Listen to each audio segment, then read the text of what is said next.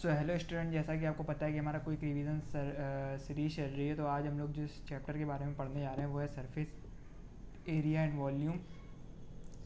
Surface area and volume एक formula based chapter है, जिसको अगर आपके फार्मूले क्लियर होंगे तो आप बहुत आसानी से पढ़ के समझ सकते हैं और इससे रिलेटेड बहुत सारे क्वेश्चन आते हैं। चलिए एक बार इसकी फार्मूला लिस्ट दिखा देते हैं। ये हमारी 3D शेप्स फार्मूला लिस्ट। इसमें आपको curve surface area, total surface area और वॉल्यूम से रिलेटेड फार्मूले मिल जाएंगे जो हैं 3D शेप्स के।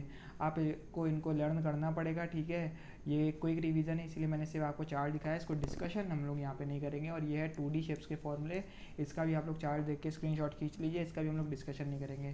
क्वेश्चन पैटर्न बताने के लिए मैंने यहाँ पे कुछ क्वेश्चन लिए हैं, जिनका पैटर्न मैं आपको बताऊँगा कि ये कैसे आपके बोर्ड में पूछे आते हैं। तो जैसा यहाँ पे क्वेश्चन है कि दो क्यूब्स को मिलाकर एक क्यूबॉइड बनाया गया है और इस क्यूब का जो वॉल्यूम है वो कितना है, 27 है। तो आपको पता होगा कि क्यूब के वॉल्यूम का फॉर्मूला होता है साइड का क्यूब, यानी कि यहाँ पे जो ए की वैल्यू निकल कर आएगी वो 3।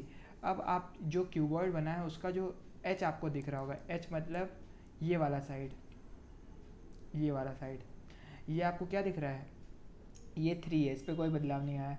और जो आपको इसकी ब्रेथ दिख रही होगी, मतलब ये जो टेढ़ी वाली लाइन है, ठीक है, ये भी कितनी होगी, 3।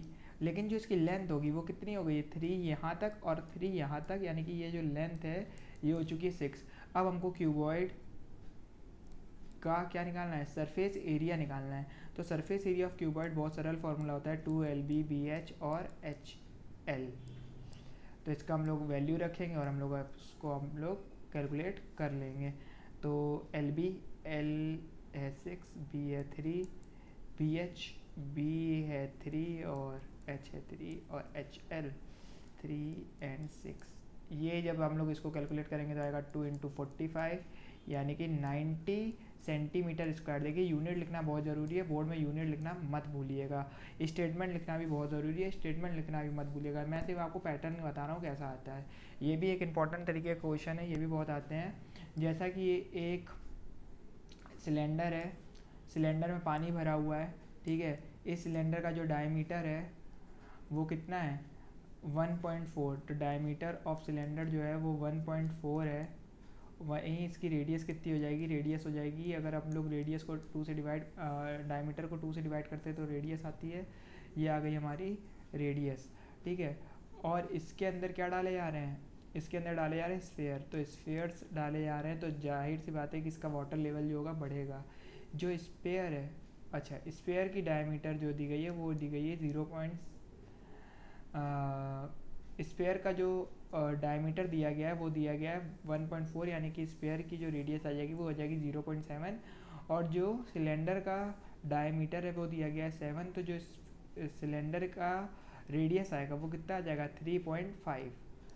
बेटा बहुत जल्दी जल्दी कराना है क्योंकि हमारा पेपर पास में, इसीलिए मैं थोड़ा जल्दी करा रहा हूँ, ठीक है। इसको आप समझिएगा कि देखिए यहाँ पे लिखा हुआ है ना सिलेंडर का डायमीटर। तो सिलेंडर का जो रेडियस है वो इतना आ गया और जो हमारा स्फेयर है उसका जो रेडियस है वो ये है, ठीक है। तो अब आप देखिए जब आप इसमें गोलियां डालेंगे, स्फेयर डालेंगे, तो क्या होगा, इसका वाटर लेवल बढ़ेगा। तो जो वाटर लेवल बढ़ा, हम लोग मान लेते हैं पहले इसका वाटर लेवल इतना था, अब इसका वाटर लेवल इतना हो गया, तो ये हो गया H। क्लियर। तो जो ये वाला सिलेंडर एक बन गया होगा उसका जो वॉल्यूम होगा, वॉल्यूम, ऐसे क्वेश्चन में वॉल्यूम बराबर कर देते हैं, वॉल्यूम ऑफ सिलेंडर हो गया होगा volume of total sphere. Clear कि नहीं क्लियर। तो वॉल्यूम ऑफ सिलेंडर का फॉर्मूला क्या होता है, वॉल्यूम ऑफ सिलेंडर होता है πr²h। पाई की वैल्यू तो पाई, आर मतलब कि सिलेंडर का आर, तो सिलेंडर का आर कितना है 3.5, 3.5 इंटू 3.5, जो एच है तो H. Volume of sphere, sphere है कितने, वो स्फेयर है टोटल 150 और स्फेयर का वॉल्यूम होता कितना है 4/3 पाई r³। तो स्फेयर का आर क्या है, स्फेयर का आर है 0.7। बस इसको हमको कैलकुलेट कर लेना है। यहाँ पाई से पाई कैंसिल, यहाँ 3 से ये 50 हो गया, ठीक है। ये h है और ये कितना हो गया, ये हो गया लिख लेते सबको।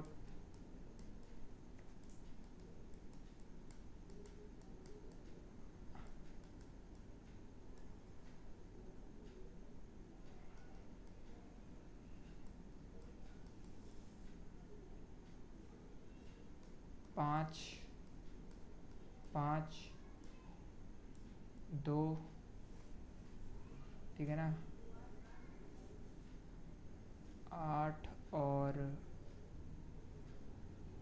7, यानी कि इसका आंसर जो आएगा लगभग वो आएगा 8 7 या 56, 5.6। क्लियर। तो ये इतनी हाइट बढ़ेगी इसकी।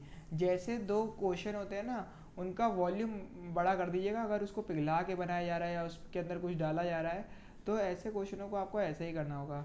बेटा वीडियो कैसा लगा आप ज़रूर बताइए। मुझे पता है थोड़ा सा फास्ट है, ठीक है, लेकिन मैंने दो बहुत इंपॉर्टेंट क्वेश्चन आपको बताने की कोशिश की और आपको एक क्विक रिवीजन देने की कोशिश की, ताकि 5 मिनट में आपका जितना चैप्टर आपको इंपॉर्टेंट में बता सकूँ मैं बता दूँ। तो all the best for your exams. आपका एग्ज़ाम बहुत अच्छा होगा।